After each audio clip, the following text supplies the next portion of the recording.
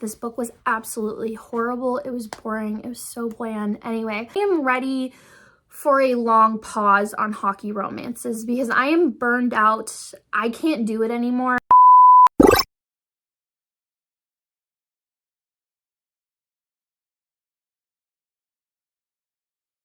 Hey guys, what's up? It's Ashley. Welcome back to my channel. I am not going to do a long intro today because I read 22 books for the month of March.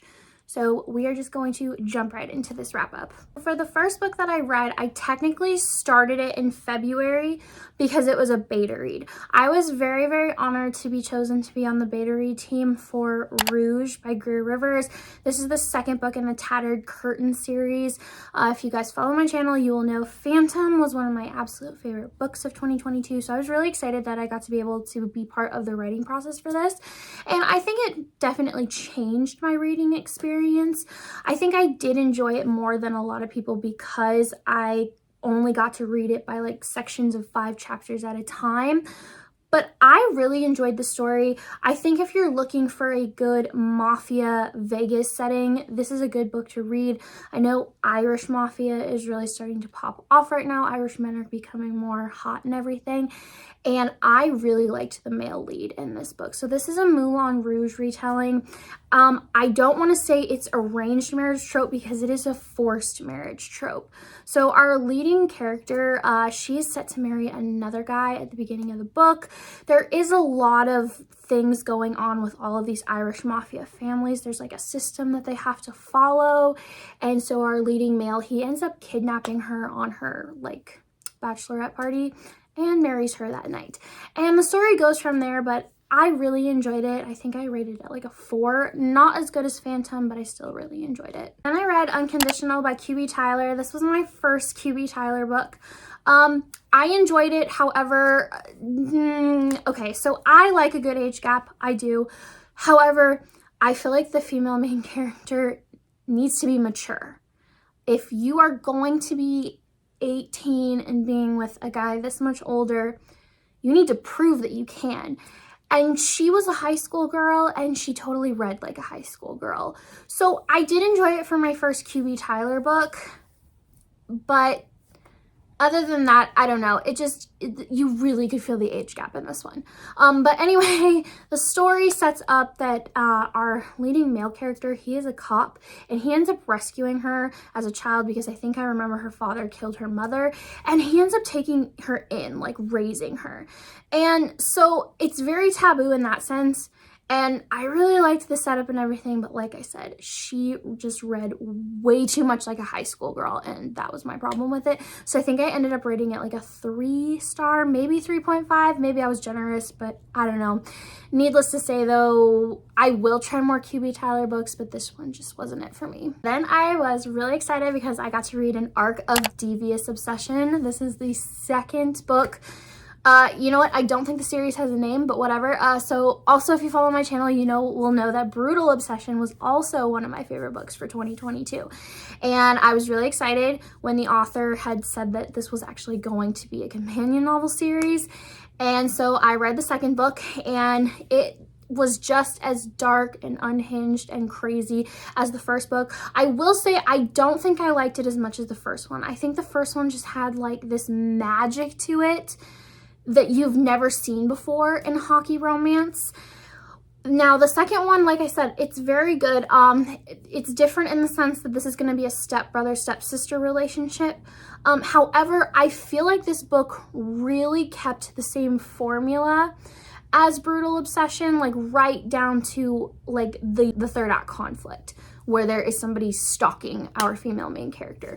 But needless to say, I still really enjoyed it. It kept me gripped, it kept me on the edge. But the third book, Secret Obsession, was set up really, really well in this book. So I'm really excited for when that one comes out, I think in June. Then I read Devil of Dublin by B.B. Easton.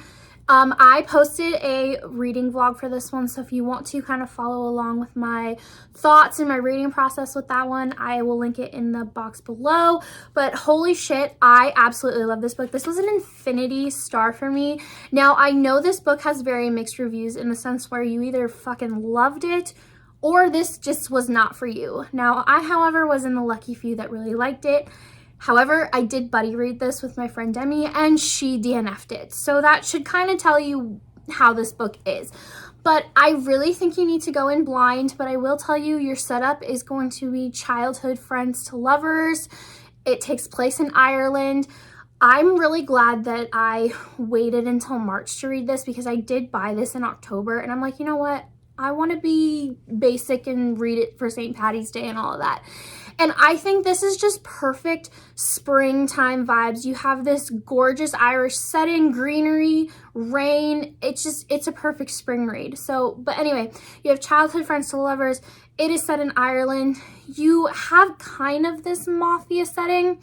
He's not part of the mafia. I know a lot of people push this book as Irish mafia, but it's really not. He's more like a hitman for them. And then the big seller for me was that this is a contemporary novel, but it has tiny bit of fantasy elements in the sense that these two are very fated mates here.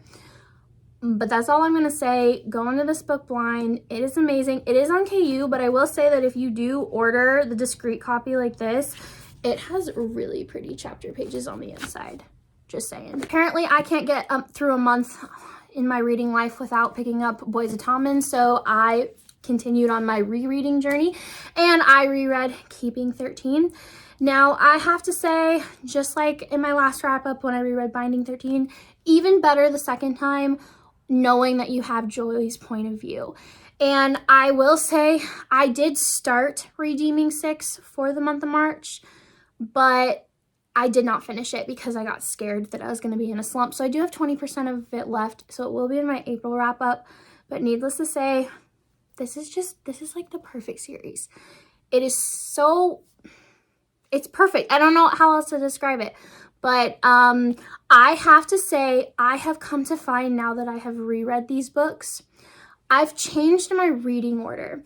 I think if you are rereading the series, you should try to start with Saving 6 as your first book, then jump into B13, then K13, then Redeeming 6. I think it gives you this different experience because I am really happy that I had just read this one fresh starting Redeeming 6, because everything in Redeeming 6 is this and B13 recapped. So it just makes for a more fun and interesting reading experience. If you are reading for the first time, read it in reading in publication order.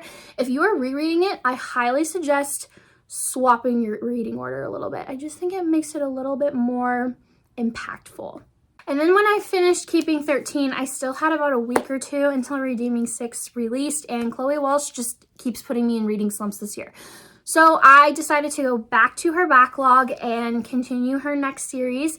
The Broken series, her first series ever, was one of my favorite series last year. I actually finally got around to ordering the physical copies.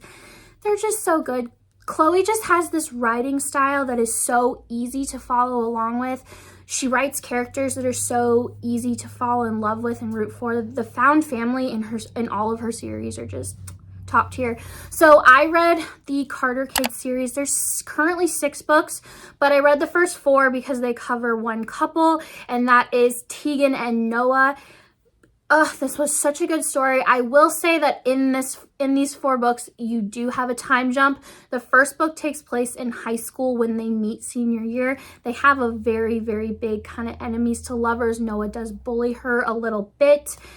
Tegan is an Irish transfer student. I do want to point that out. Noah is like this underground fighter that no one is supposed to know about because he could get in a lot of trouble for it. And then after the first book, you have a 7-year time jump. So this couple really goes through the ringer to be together. I will say look up trigger warnings, especially for book 4, because something happened in that book that I did not see coming, and I could see it being very hard for some readers. But needless to say, I absolutely loved it. I am really excited to continue with book 5 and 6, as that is going to follow the next couple, and it is a love triangle, so the angst is going to be sky high on that one. Then I picked up Float Plan by Trish Dollar. This was just on a whim because I had reread Keeping 13, I had read The Devil of Dublin, and I'm like, I want some Irishmen. And this popped up on my radar, and it really shocked me. So I actually enjoyed it. I will say it's a very quick read. I think it's just like 250 pages. but I enjoyed it. So the story is set up that our female main character, she is trying to get over the death of her fiance because he decided to end his life. And he left her his sailboat, and they had this whole plan that they were going to sail the world together, and she decides to still honor that. And so she ends up needing like a deckhand to help her out, and so that is when she meets our male hero, and he is Irish and he is also an amputee, so you have that representation. But it was just a really cute story. I really enjoyed it. I will say it has really good summer vibes, so if you are looking for some summer romances right now to kind of get you ready for the season, this was a good one. I picked up Knotted by Pam Godwin because this is currently free on Kindle. And okay, so here's the thing. I really liked the setup of the story. I liked the direction that it was going. However, I had some gripes with it and it really dropped my ratings down. So here's the setup of your story. First of all, it is very dark within like the first 2 chapters of the book. You are set up where our 2 main characters, they are high school sweethearts, they are in love, and they are about ready to lose their virginity to each other. However, our female main character, something happens, they get into this compromising position, and she is raped and he is forced to watch it.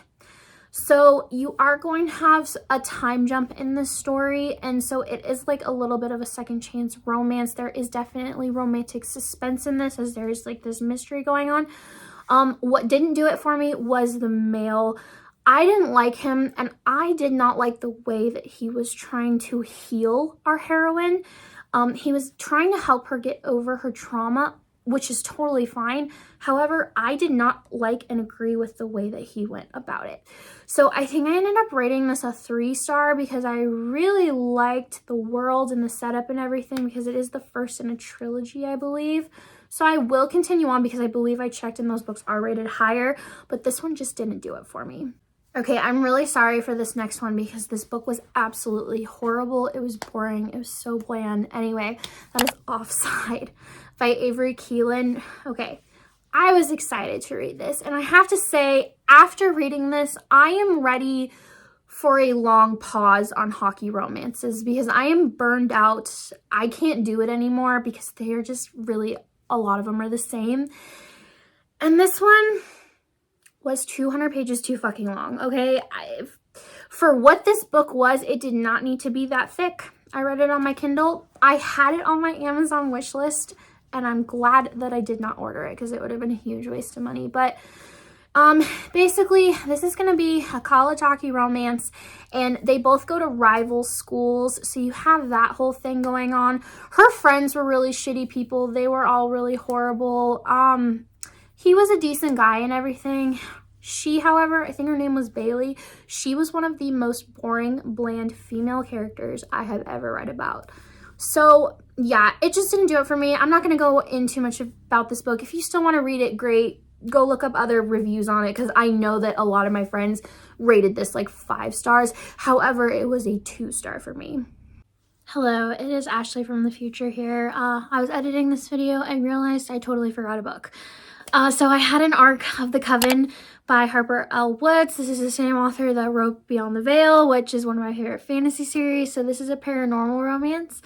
I liked it. I think, however, I would have liked it more if I was in a paranormal romance mood.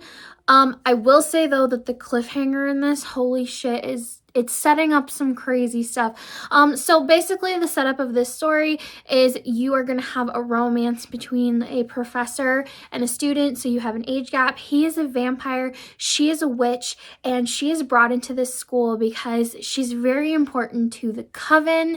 He realizes that she is like secretly searching for her ancestral bones or something, because in this world, witches get magic through their ancestors' bones.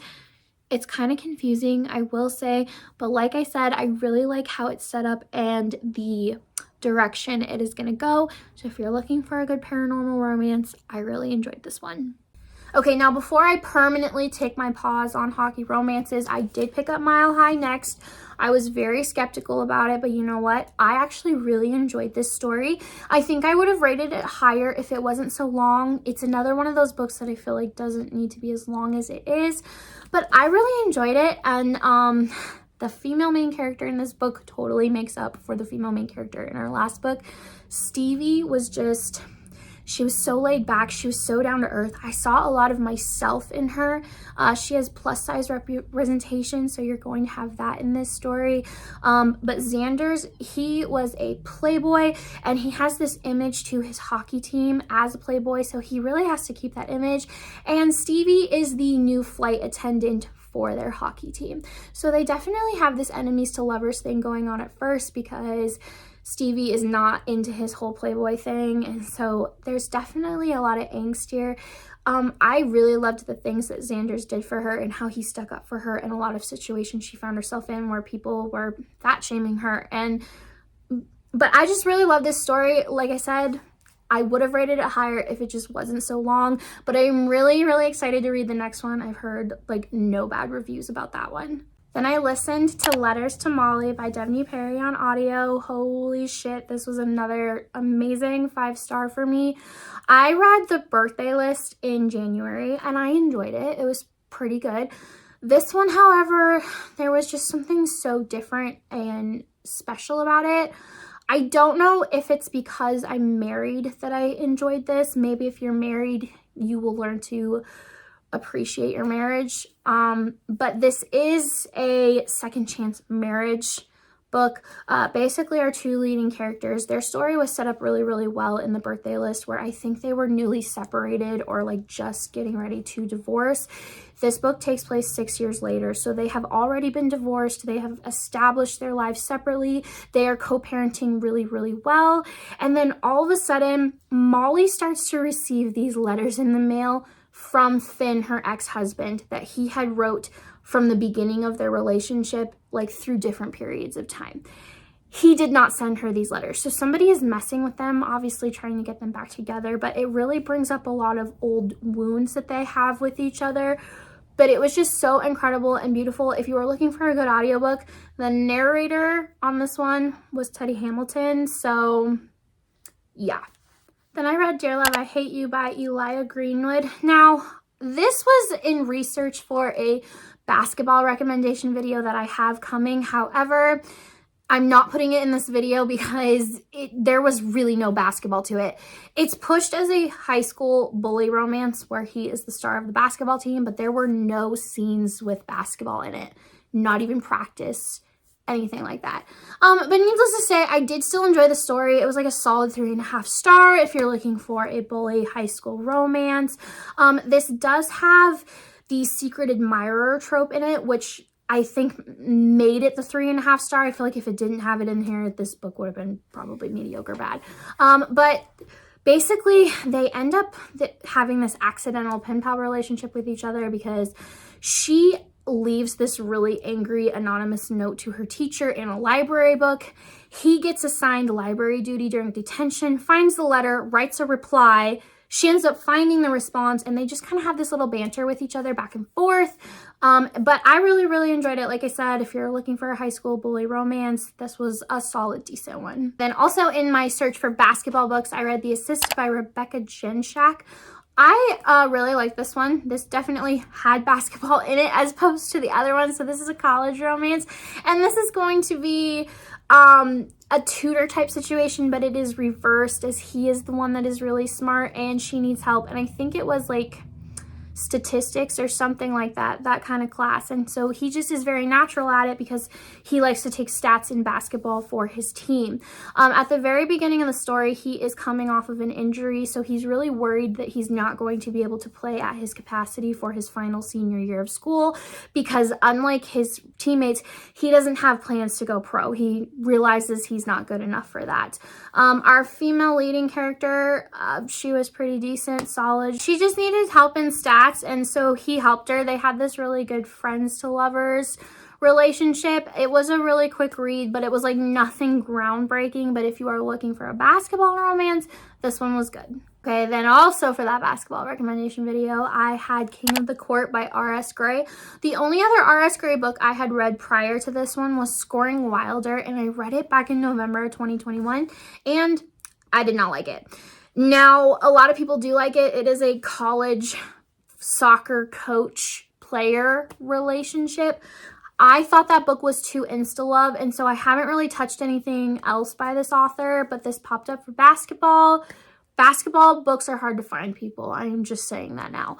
But I really enjoyed this. So it definitely has a different setup as our male character. He is star of the NBA. He just came off winning the NBA finals.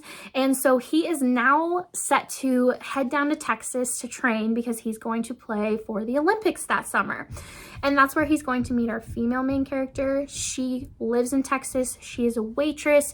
She's really poor. This is going to be your typical story of small town girl works 2 jobs to take care of her sick grandmother because she has no one else.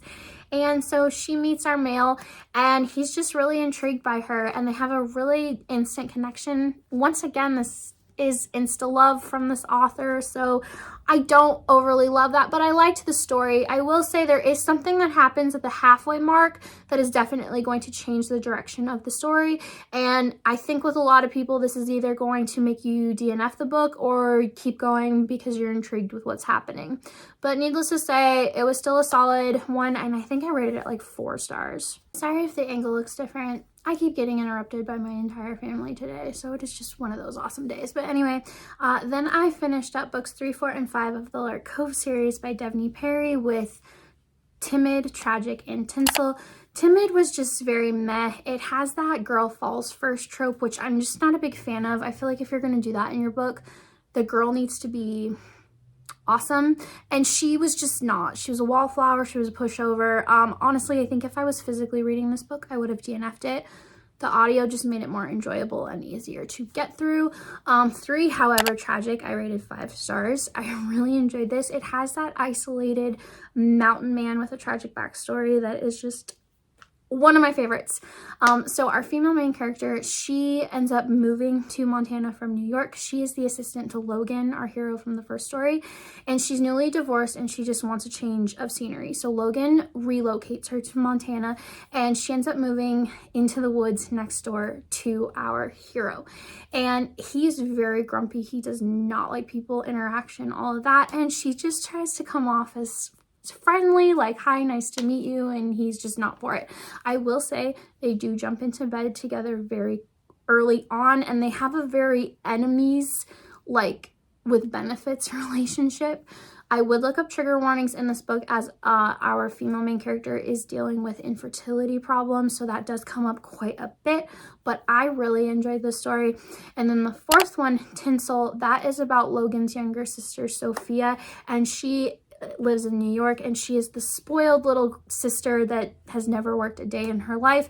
And at the very beginning of the story, a reporter basically paints her in a very negative way, and so she decides to run away to Montana and hide out for a couple weeks. Logan and Thea, our main characters from the first book, they end up putting Sophia to work at their bar while they're gone to just kind of get a little bit of work ethic, and she works with Dakota. And Dakota, he is Native American, so you have this really good plot line going with the fact that he ran away from the reservation. He did not want that lifestyle, and you have his family that are constantly calling him and trying to bring him back and pressuring him, like, you cannot marry a white woman, you have to marry a full-blooded Native American. And I really, really enjoyed that aspect of the story. This one was a solid 4-star for me. Still really enjoyable, but I did listen to all of these on audio, so they were very quick to get through. And then wrapping up March, I finished with Thrive. This is the 6th book in the Addicted / Calloway Sisters series overall. So we are once again continuing on with Lily and Lo's journey. I will say this is basically a wrap-up retelling of the events of Kiss the Sky and Hot House Flower, but with Lily and Lo's perspective. And I was a little iffy about that, but you get totally new scenes. There's totally a lot of different perspectives, because especially in Hot House Flower, there's a lot going on with Lily and Lo, and you only have the eyes of Reich and Daisy and they're trying to figure it out. So getting the other side of it was really enjoyable. Also, I have not picked up this series since November, and so this was a great refresher to like jump back into the series with.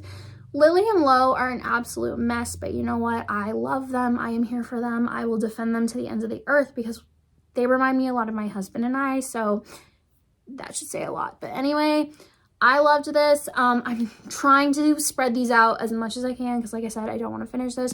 So I'm going to see how many months I can go before I end up picking up Addicted After All, because I know the tears are going to fall hard on that one. All right, so those are the 22 books that I read for the month of March. Overall, it was pretty decent. April, I will say, in the last week or so, the books that I will be including for that wrap up, I think it's safe to say that I am back in my fantasy era. I have some really exciting books to talk about for videos to come. But as always, don't forget to hit like, comment, and subscribe, and I will see you guys next time. Bye!